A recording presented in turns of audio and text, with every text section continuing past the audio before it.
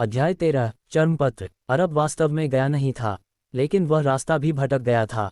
हालांकि उसने रघु की मदद पर भरोसा करके क्लासरूम से भाग लिया था, फिर भी वह यहीं फंसा हुआ था। इसके अलावा बूढ़े आदमी से बचने की कोशिश में वह घबराहट में एक छोटे जंगल में भाग गया। ये नए लगाए गए पेड़ थे और जंगल बहुत बड़ा नहीं था, लेकिन अंधेरे में यहाँ के दर्जनों पेड़ एक अंतहीन जंगल की तरह लग रहे थे जिसमें अरब फंसा हुआ था। वे किसी भी दिशा में जाते वे जंगल में ही थे और बाहर नहीं निकल सकते थे। लानत है, क्यों? वह बूढ़ा भूत मेरा पीछा क्यों कर रहा है? क्या उसे रोहित की तलाश नहीं करनी चाहिए थी? अरब के डरे हुए चेहरे पर ठंडा पसीना फूट पड़ा। उसने सोचा, रोहित जरूर मर गया होगा। वह मर गया है, इसीलिए बूढ़े भूत ने मुझे अपना निशाना चुना। भविष्य बदल गया है और अब मैं रोहित की जगह पर आ गया हूँ। लेकिन मैं रोहित नहीं हूँ, मुझे कैसे पता चलेगा कि इस बूढ़े भूत से कैसे बचना है? अरब को अब बहुत पछतावा हो रहा था। अगर उसे पहले पता होता तो वह रोहित के साथ पाखंडी व्यवहार करता, उसे आगे भेजता और खुद पीछे छिप जाता। वह बहुत अधीर था, ये भूल गया था कि इस समय उसका सबसे बड़ा दुश्मन रोहित नहीं बल्कि वह बूढ़ा आदमी था। अरब अरब सुनो, पैरों की आहट फिर से आ रही है। अचानक उसके बगल में एक व्यक्ति ने डर से कांपते हुए कहा।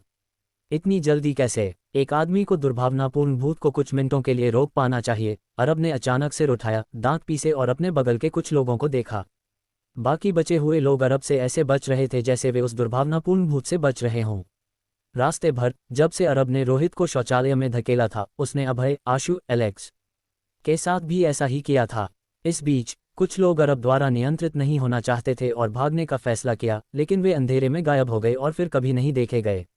अब उसके पास केवल 5 या 6 छात्र बचे थे। ऐसा नहीं था कि वे भागना नहीं चाहते थे, बल्कि वे हिम्मत नहीं कर रहे थे। कम से कम वे अरब का साथ देकर अब तक जीवित रहे थे। जो लोग पहले गए थे वे शायद मर गए थे। जो थोड़ी बहुत जानकारी उसे थी उसकी मदद से अरब समूह का तानाशाह बन गया था, जो दूसरों को डरा रहा था। लानत है, इन लोगों ने सबक सीख लिया है। अगर मैं उनसे पीछे रहकर बचाव करने के लिए कहूँगा तो वे मेरी बात नहीं मानेंगे। अगर मैं उन्हें मजबूर करूंगा तो मुझे लगता है कि वे तुरंत भागने का फैसला कर लेंगे। दूसरों की सतर्कता और दुश्मनी को महसूस करते हुए अरब ने मन ही मन कोसना शुरू कर दिया। इसलिए उसने दूसरों को पीछे रहने के लिए मजबूर नहीं किया। इसके बजाय वह अंधेरे जंगल में उन्हें भागने के लिए कहता रहा, चलो जल्दी करो और यहाँ से निकलो। लेकिन तभी अरब के हाथ में फ़ोन अचानक बजने लगा। स्क्रीन पर दिख रहा था कि केशव का फ़ोन था। अरब एक पल के लिए झिझका, लेकिन अंत में उसने कॉल का जवाब देने का फैसला किया। केशव और बाकी लोग पहले उनसे अलग हो गए थे, शायद उनके पास कोई खबर थी। अरब, मैं हूँ रोहित की आवाज़ फ़ोन के दूसरे छोर से आई। अरब इतना डर गया कि वह लगभग कूद गया और उसने लगभग अपना फ़ोन फेंक ही दिया था। क्या तुम मर नहीं गए? तुम इंसान हो या भूत? तुम्हारी वजह से मैं अभी तक मरा नहीं हूँ। रोहित की आवाज़ फ़ोन पर बहुत ठंडी लग रही थी। अरब का भाव लगातार बदल रहा था। उसने खुद रोहित को उस वॉशरूम में धकेला था जहाँ एक भूत था, फिर भी वह जिंदा था। कोई भी साधारण व्यक्ति जीवित नहीं रह सकता था। उसने ऐसा कैसे किया? तुम मुझे अभी क्यों बुला रहे हो? उसने खुद को शांत करके पूछा। रोहित ने कहा, क्या तुम जीना चाहते हो? क्या तुम स्कूल से जिंदा बाहर निकलना चाहते हो? तुम्हारे पास कोई तरीका है? अरब सुखद रूप से हैरान था।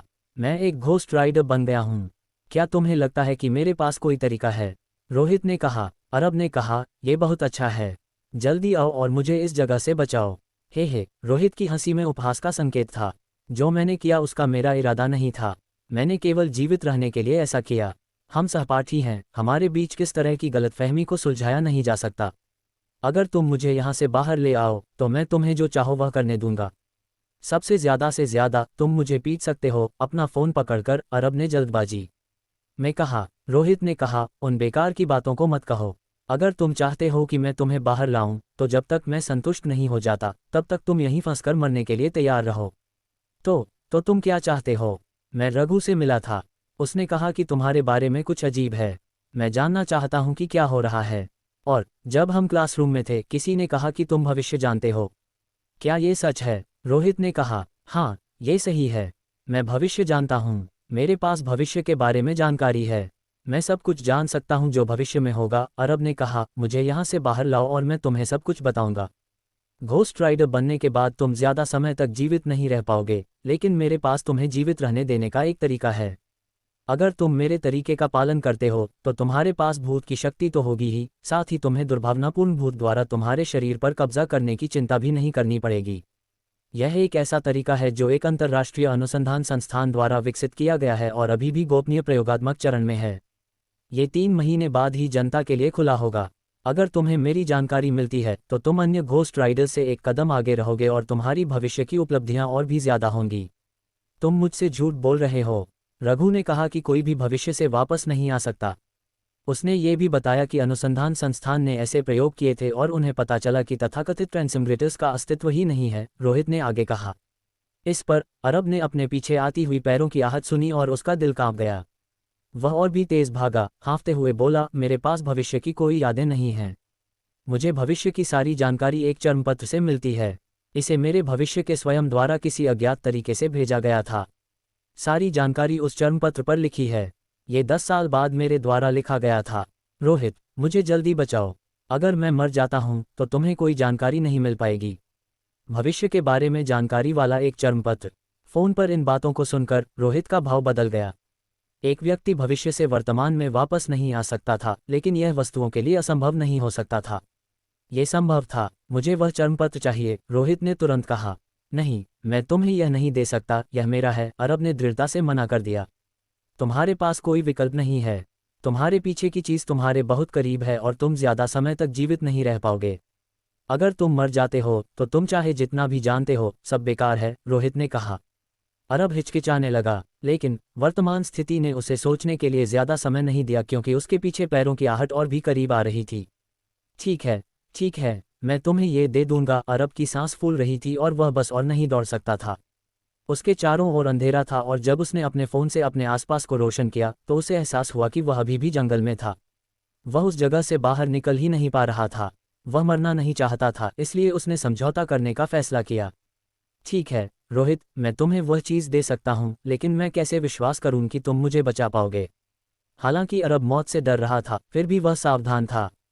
रोहित ने कहा, मैं तुम्हें सिखा सकता हूं कि तुम्हारे पीछे चल रहे भूत से कैसे छुटकारा पाना है, लेकिन तुम्हारे पास केवल एक मौका है। अगर तुम चाले चलते रहे तो मैं बिना किसी हिचकिचाहट के इस सौदे को खत्म कर दूंगा। ठीक है, तो मुझे क्या करना है? अरब ने पूछा। बाएं जाओ, रोहित ने कहा।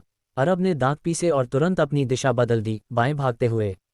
अब दाएं जाओ, रोहित ने आगे कहा। अरब ने वैसा ही किया और तुरंत उसका दिल खुशी से भर गया क्योंकि उसके पीछे पैरों की आहट धीरे धीरे कम हो रही थी। वह उस भूत से दूर भाग रहा था। ये काम कर रहा था। रोहित के पास सच में उसे बचाने की क्षमता थी। वह मुझे दो, रोहित ने कहा। अरब की आंखें झिलमिला गईं। उसने कहा, अगर मैं तुम्हें अभी दे दूंगा तो क्या होगा अगर तुम मुझे नहीं बचाते? पहले मुझे यहाँ से बाहर ले जाओ। जैसे ही हम इस शापित जगह को छोड़ेंगे मैं तुम्हें ये तुरंत दे दूंगा। अगर ऐसा है तो सौदा खत्म हो गया है। फिर सावधान रहो, उस चीज ने तुम्हें फिर से पकड़ लिया है, रोहित ने कहा।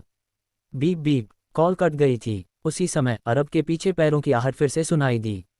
वह कांपने लगा। उसने फिर से बाएं और दाएं देखा। उसे पता ही नहीं चला कि उसके बगल के कुछ सहपाठी सभी गायब हो गए थे। वह यहाँ अकेला था। अध्याय 14, अजीब कागज। अरब को उम्मीद नहीं थी कि रोहित इतनी बेबाकी से फोन काट देगा, बातचीत के लिए कोई गुंजाइश ही नहीं छोड़ेगा। वह रोहित से बस खाना पूर्ति करना चाहता था और जैसे ही वे स्कूल से बाहर निकलकर सुरक्षित हो जाते, वह बिना किसी हिचकिचाहट के उससे अपना संबंध तोड़ लेता। उसने चर्मपत्र पर्चमेंट देने से इनकार करने की भी योजना बना रखी थी। हालांकि रोहित की दृढ़ता और बेबाकी ने उसे घबराहट में डाल दिया। इससे भी ज्यादा भयानक बात यह थी कि उसके पीछे फिर से कदमों की आहट सुनाई देने लगी थी। रोहित के पिछले मार्गदर्शन ने उसे केवल अस्थायी रूप से अपने पीछे के भूत से छुटकारा पाने में मदद की थी। मैं क्या करूं? मुझे क्या करना चाहिए? रोहित की मदद के बिना मैं निश्चित रूप से इस जगह से बाहर नहीं निकल पाऊंगा और यकीनन उस दुर्भावनापूर्ण भूत के हाथों मर जाऊंगा। मैं मरना नहीं चाहता। मेरा भविष्य अभी तो शुरू ही हुआ है। चर्मपत्र की मदद से इसमें कोई संदेह नहीं कि मैं इस दुनिया में दूसरों से ऊपर उठ पाऊंगा। मैं यहाँ ऐसे ही मरने को कैसे तैयार हो सकता हूँ? अरब घबरा रहा था। उसके चेहरे से ठंडा पसीना टपक रहा था और वह अनजाने में भागता रहा, इस उम्मीद में कि वह अपने पीछे के कदमों से खुद को दूर कर सके। लेकिन यह बेकार था। उसके पीछे कदमों की आहट और करीब आती जा रही थी। चारों ओर का अंधेरा और घना होता जा रहा था, मानो वह किसी इंसान को पूरा निगल सकता हो। नहीं, ऐसा नहीं हो सकता। मैं मर नहीं सकता। मुझे उसे चर्मपत्र दे देना चाहिए। रोहित सही कह रहा है। अगर मैं मर गया तो इससे कोई फर्क नहीं पड़ेगा कि मुझे कितना भी ज्ञान है। इसके अलावा मुझे भविष्य के बारे में सामान्य जानकारी है। चर्मपत्र का मूल्य मेरे लिए उतना ज्यादा नहीं है जितना मैंने सोचा था। मौत के खतरे के तहत ऐसी कोई चीज़ नहीं थी जिसे वह छोड़ न सके। अरब के हाथ कांप रहे थे जब उसने केशव को फ़ोन करने के लिए अपना फ़ोन उठाया। डू कॉल लग गया। मैं तुम्हें चर्मपत्र दे दूंगा, मैं तुम्हें ये दे दूंगा, बस तुम मुझे यहाँ से बाहर ले जाने का वादा करो। इससे पहले कि दूसरा पक्ष बोल पाता, वह पहले ही बोल पड़ा। फ़ोन के दूसरी ओर से रोहित की आवाज़ आई, चर्मपत्र जमीन पर फेंक दो, मैं जाकर उसे ले लूंगा। इस समय अरब ने और कोई चाल नहीं चली। उसने बिना किसी हिचकिचाहट के अपनी जेब से एक मुड़ा हुआ गहरे भूरे रंग का चर्मपत्र निकाला और उसे जमीन पर फेंक दिया। मैंने ऐसा कर दिया है, जल्दी करो और मेरी मदद करो, मैं मरना नहीं चाहता। रोहित ने कहा, मैं तुम्हें पहले तुम्हारे पीछे के भूत से छुटकारा पाने का तरीका सिखाता हूँ। दाईं ओर जाओ। ठीक है, धन्यवाद धन्यवाद धन्यवाद। घबराहट में अरब ने रोहित के निर्देशों का जल्दी से पालन किया। और आगे दाईं ओर जाओ, रोहित ने आगे कहा। अरब ने फिर से उसके निर्देशों का पालन किया और इसका असर तुरंत हुआ। उसके और कदमों की आहट के बीच की दूरी धीरे धीरे बढ़ती गई, जब तक कि आखिरकार कदमों की आवाज़ गायब नहीं हो गई। अरब हैरान और खुश दोनों था। वह जानता था कि वह अस्थायी रूप से सुरक्षित था। बेवकूफ़, रोहित ने फ़ोन नीचे रखा और उसके होठों पर एक ठंडी मुस्कान आ गई। वह चलना बंद कर दिया और अरब को देखा, जो उसके सामने जंगल में एक बिना सिर वाली मक्खी की तरह इधर उधर भाग रहा था। उसे अरब का आनंदित चेहरा थोड़ा मनोरंजक लगा। अरब के पीछे कदमों की आहट किसी भूत की नहीं थी, वह उसकी थी। हाँ, कोई भूत अरब का पीछा नहीं कर रहा था, उसके पीछे सिर्फ रोहित था। अरब भूत से डरा हुआ था, साथ ही वह भूत क्षेत्र को देख नहीं सकता था, इसलिए उसने कभी उम्मीद नहीं की थी कि उसके पीछे कोई इंसान होगा। तो यह वह चर्मपत्र है जो भविष्य को दर्ज करता है। रोहित ने जमीन पर पड़ा हुआ चर्मपत्र उठा लिया। भूरा चमड़ा नरम था और उसमें थोड़ी ठंडक थी, मानो उसे फ्रीज से निकाला गया हो। उसमें एक अशुभ और अजीब आभा थी। जैसे ही वह उसके हाथ में आया, उसके हाथ के पीछे की आंखें मदद के लिए खुल गईं और उनमें से एक हल्की लाल रोशनी निकलने लगी। ये चर्मपत्र नहीं है, ये त्वचा का चर्मपत्र है और इसमें कुछ बहुत गलत है। रोहित का दिल कांप गया और यह विचार उसके दिमाग में आया। उसने उसे खोला और देखा। चर्मपत्र पर पंक्तियों में शब्द लिखे हुए थे, मेरा नाम अरब है और जब तक तुम ये पत्र देखोगे तब तक मैं मर चुका हूँ। इसे अजीब मत समझो, मैं 10 साल बाद का तुम्हारा रूप हूँ और मैं भविष्य के बारे में तुम्हें बताने के लिए एक खास तरीका इस्तेमाल कर रहा हूँ।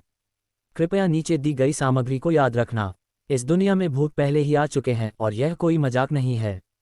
जब तुमने खबर सुनी तब तक बहुत देर हो चुकी थी और तुम कम से कम आधे साल तक दूसरे घोस्ट राइडर्स से पीछे थे। अपने सहपाठी रोहित से सावधान रहना, वह भविष्य में बहुत भयानक होगा। मैं उसके द्वारा मारा गया था, इसलिए तुम्हें रोहित को समय से पहले मार देना होगा, वरना तुम भविष्य में निश्चित रूप से उसके हाथों मर जाओगे।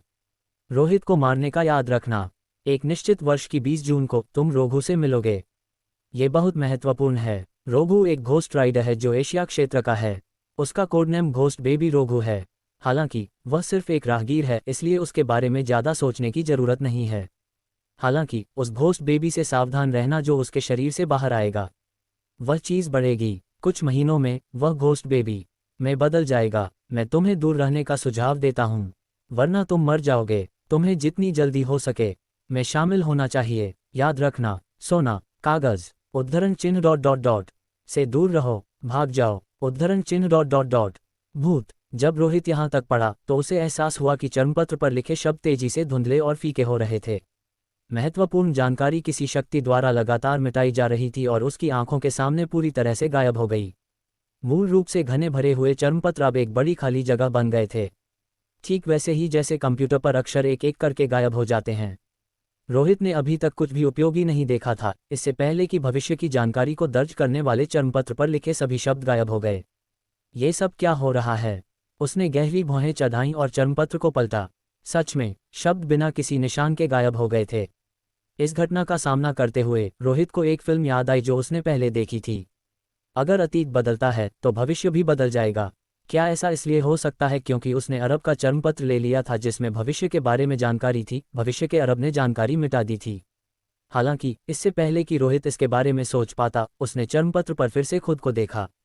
एक के बाद एक स्ट्रोक उसके सामने दिखाई दिए, मानो कोई अदृश्य व्यक्ति कलम पकड़े हुए हो और चर्मपत्र पर लगातार लिख रहा हो, मेरा नाम रोहित है। जब तुम ये पत्र देखोगे तब तक मैं मर चुका हूँ। मैं 10 साल बाद का तुम्हारा रूप हूँ और मैं भविष्य के बारे में तुम्हें जानकारी बताने के लिए एक खास तरीका इस्तेमाल कर रहा हूँ। ये देखकर रोहित की रीढ़ में एक सिहरन दौड़ गई। उसने अपने हाथ में चर्मपत्र को देखा और उसकी पुतलियां सिकुड़ गईं। ये सब क्या है? ये निश्चित रूप से कोई चर्मपत्र नहीं था जो भविष्य के बारे में जानकारी दर्ज करता हो। वह इस त्वचा के चर्मपत्र की भयावहता और बुराई को महसूस कर सकता था। इस पर जो शब्द दिखाई दिए थे उन्हें भविष्य के अरब ने नहीं मिटाया था, बल्कि खुद त्वचा के चर्मपत्र ने मिटाया था। उसने मालिक बदल दिया था और उसे पिछले मालिक की जानकारी मिटानी पड़ी, अब रोहित की जानकारी उत्पन्न कर रहा था।